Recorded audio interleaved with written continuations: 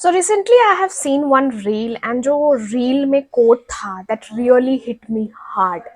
The quote was like we were not meant to be so tired in our 20s. That literally blew my mind. And I've started analyzing a lot of things and I wanted to share it with you guys. So hello guys, welcome and welcome back to another Chai Talk video. I hope you all are doing amazing. तो मेरी YouTube की algorithm बता रही है कि हमारी community बढ़ती जा रही है, बढ़ती जा रही है and बढ़ती जा रही है. I'm so excited and happy for that and obviously thankful to all of you that आप लोग इतना ज़्यादा प्यार दे रहे हैं, सब्सक्राइब कर रहे हैं मेरे चैनल को.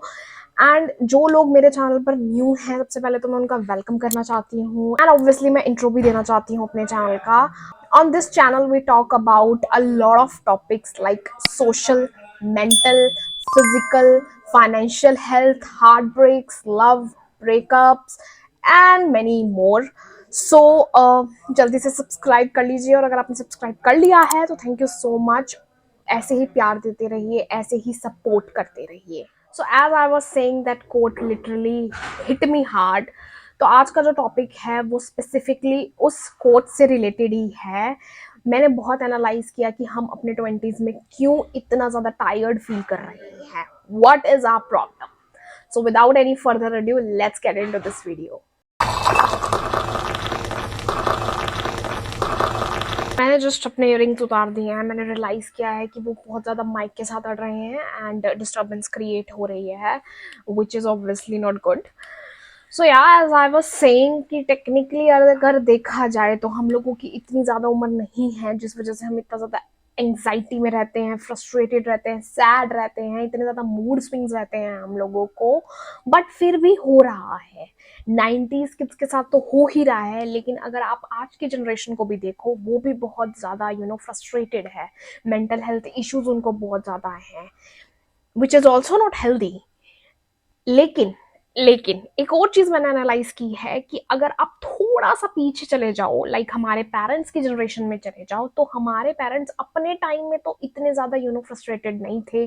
मूड स्विंग्स उनको नहीं आते थे, एंग्शियस वो फील नहीं करते थे. लेकिन अब वो फील करने लगे हैं वो सब इमोशंस. अब वो भी इमोशनली वीक हो गए हैं जैसे हम हो गए हैं. क्यों? क्योंकि अब वो ऐसे एनवायरनमेंट में रहते हैं, चाहे सोशल मीडिया को स्क्रॉल करना मानो आप, या फिर ऐसे न्यूज़पेपर में खबरें पढ़ना, टीवी पे ऐसी चीज़ें देखना, ऐसे इंसिडेंट्स देखना जो बहुत ज़्यादा हार्ट ब्रेकिंग हैं.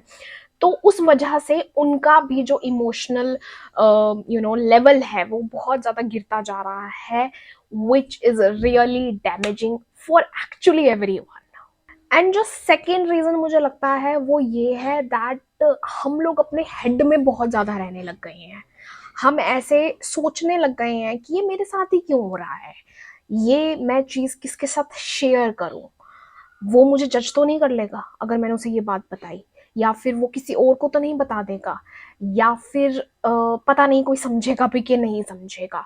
चलो छोड़ो, क्या ही शेयर करना. एंड जब हम शेयर नहीं करते हैं किसी के साथ, किसी ऑब्वियसली ट्रस्ट वर्दी इंसान के साथ, तो वो चीज़ हमारे अंदर ही अंदर बहुत ज़्यादा बिल्डअप हो जाता है. हमारा स्ट्रेस लेवल हाई हो जाता है, हार्मोन्स प्रॉब्लम्स होने लग जाते हैं, हार्मोन्स इम्बैलेंस हो जाते हैं. एंड देन हम लोग बहुत ज़्यादा ऐसे लेवल पर पहुंच जाते हैं, ऐसे फेज पर पहुंच जाते हैं, बिकॉज ऑब्वियसली हमने इमोशंस को सप्रेस किया और हम उसके बाद ऐसे फेज में चले जाते हैं जहां पर हमें मेंटल हेल्थ प्रॉब्लम्स के साथ डील करना पड़ता है. एंड ऑब्वियसली फिर इमोशनली वीक तो हम फील करने लग ही जाते हैं. एंड जो थर्ड रीजन मैंने एनालाइज किया है वो ये है दैट हम लोग अपने साथ नेगेटिव पेप टॉक्स बहुत करते हैं. हमें पता ही नहीं चलता है कि हम अपने आप को कितना ज़्यादा नेगेटिव बोल रहे होते हैं इन अ लॉट ऑफ सिचुएशंस, और वो कब फिजिकल रियलिटी में मैनिफेस्ट हो जाता है हमें पता ही नहीं लगता है. Which is kind of sad because हमें अवेयरनेस ही नहीं है, हमें नॉलेज ही नहीं है, हमें किसी ने बताया ही नहीं है. तो हम अपने साथ उस लूप में फंसे रहते हैं और अपने साथ नेगेटिव ही टॉक्स करते रहते हैं. जब ये चीज़ें मैं एनालाइज कर रही थी तो मुझे अपने पापा की एक बात याद आई जो वो मुझे और मेरे भाई को स्पेशली बचपन में कहते थे. जब भी हम कुछ भी वो हमें काम देते थे करने को, या हम लोग ऐसे ही बोल देते थे कि नहीं हमें नहीं करना, प्लीज़ हमसे नहीं होगा ये वो एंड ऑल, तो वो एक डायलॉग ज़रूर बोलते थे हम दोनों को कि अभी से ही तुम इतने ज़्यादा थके हुए हो अपनी लाइफ में और इतना ज़्यादा ना ना करते रहते हो हर चीज़ को, तो पता नहीं आगे जाके लाइफ में क्या करोगे, कैसे करोगे। उस टाइम ऐसा लगता था कि यार क्या बोल रहे हैं पापा, और क्यों बोल रहे हैं, इस बात का मतलब भी है कोई। बट मैं जब ये चीज़ें एनालाइज कर रही थी और उस कोट को देखकर जब मैं बैठी अपने साथ कि यार ओके, एंड ये वाली बात पापा की मुझे हिट करी एकदम से कि oh my God, my dad was right.